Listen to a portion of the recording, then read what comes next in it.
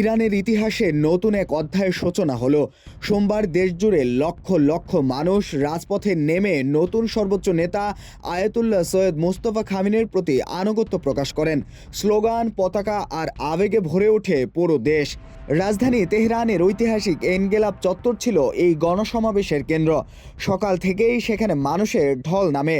শুধু তেহরান নয়, ছোট বড় প্রতিটি শহরেই দেখা যায় একই দৃশ্য।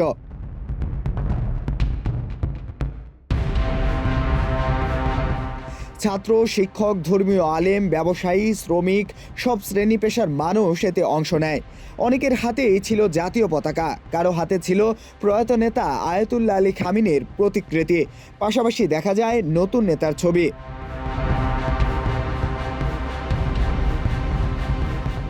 সমবেত জনতার কণ্ঠে ধ্বনিত হয় একটাই বাণী, খোদার হাত আমাদের উপর, খামেনি আমাদের সর্বোচ্চ নেতা।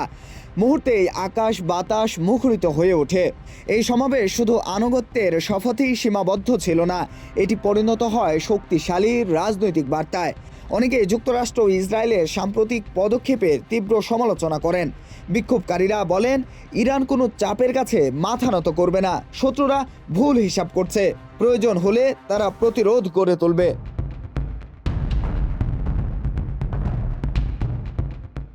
এর আগে সোমবার ভোরে বিশেষজ্ঞ পরিষদ আনুষ্ঠানিকভাবে মোস্তফা খামেনিকে ইরানের তৃতীয় সর্বোচ্চ নেতা ঘোষণা করে। দীর্ঘ ৩৭ বছর দেশকে নেতৃত্ব দেওয়ার পর আয়াতুল্লাহ আলী খামেনির মৃত্যুর পর এই সিদ্ধান্ত আসে। বিশেষজ্ঞ পরিষদ জানায়, সংকটময় পরিস্থিতিতে দ্রুত সিদ্ধান্ত নেওয়া হয়েছে যাতে নেতৃত্বের কোনো শূন্যতা তৈরি না হয়। রাজপথে মানুষের এই ঢল স্পষ্ট একটি বার্তা দিয়েছে, নেতৃত্ব বদলালেও ইরানের মনোবল অটুট।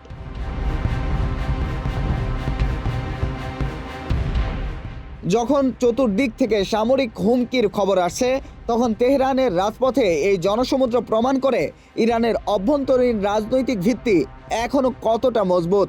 মোস্তফা খামেনির প্রতি এই গণ আনুগত্য শুধু একটি আনুষ্ঠানিকতা নয়, বরং এটি ইরানের বর্তমান ও ভবিষ্যৎ প্রতিরোধের এক নতুন সংকল্প। কুমার সপ্তর্ষি রায়, দৈনিক মানবকণ্ঠ, ঢাকা।